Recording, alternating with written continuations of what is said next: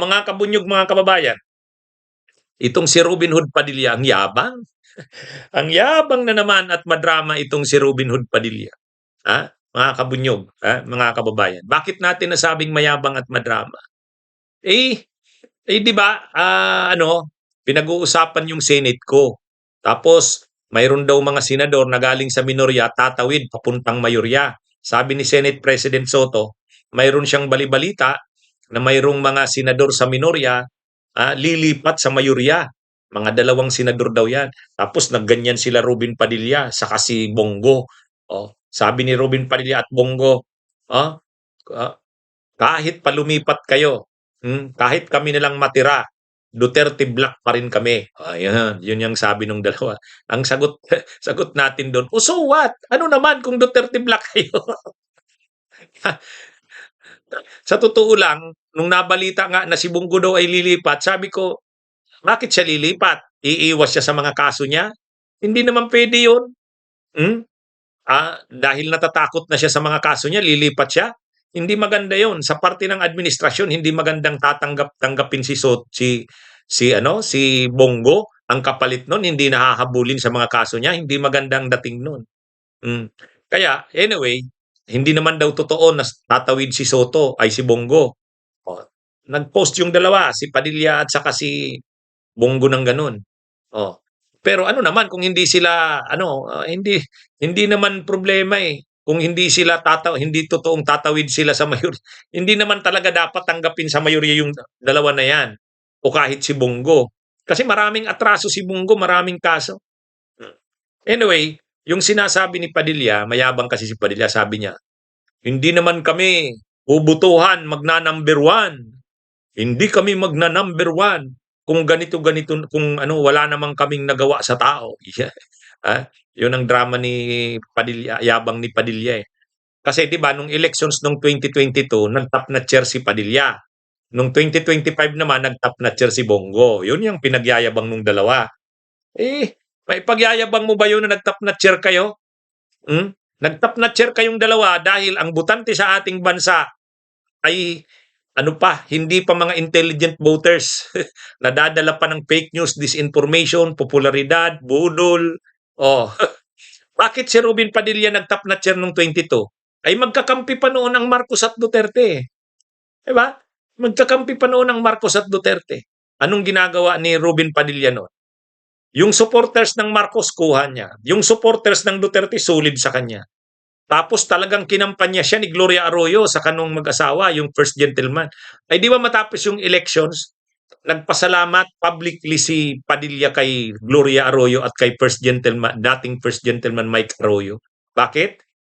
Sabi niya, ito ngayon ko lang sasabihin sa inyo, ang laki ng tulong ni FPGMA at saka ni dating first gentleman Mike Arroyo. Tinawagan nila yung mga kilala nilang mga politiko sa iba-ibang probinsya, syudad sa buong Pilipinas. Ikinampan niya ako. Isa pa, nagpasalamat din siya kay Chris Aquino. Kasi yung mga kakilala daw ni Chris na mga politiko, yung mga liberal, dilawan na mga politiko, tinawagan din daw para dalhin si Robin Padilla. Kaya kumbaga, nag-top na chair si Robin Padilla dahil dinala siya ng halos lahat. Marcos, Duterte, Arroyo, Aquino.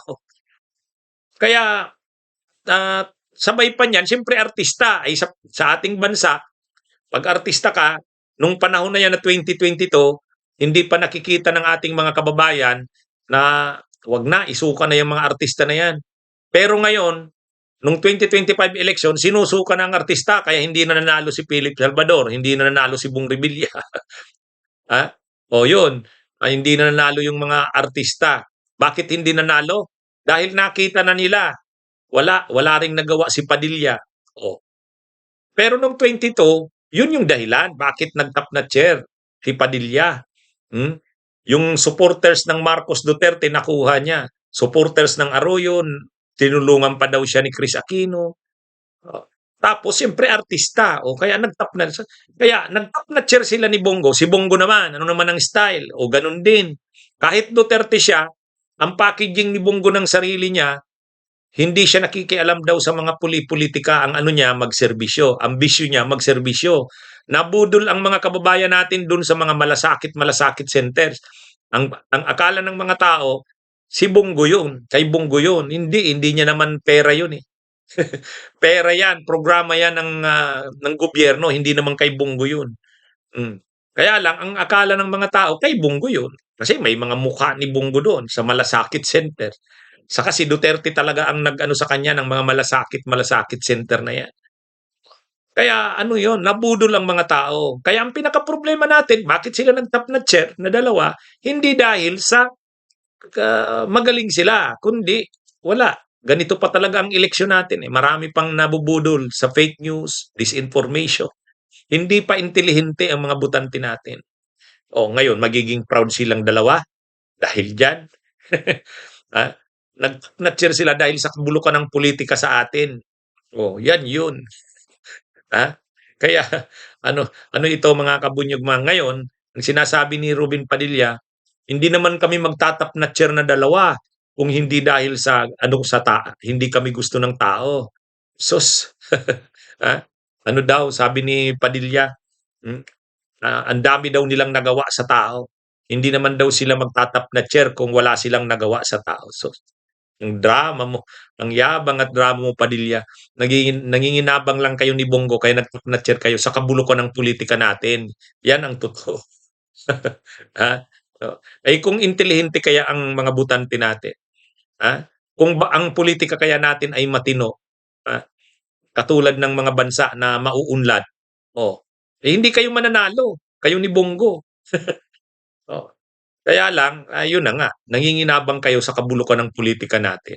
Yan ang totoo. Madaling mapaniwala ang mga kababayan natin dahil sikat si Padilla, dahil akala mo nagmamalasakit talaga sa tao si Bongo. O hindi naman nakikita yung korupsyon ni Bongo, yung pagpapagamit kay Duterte. O yan.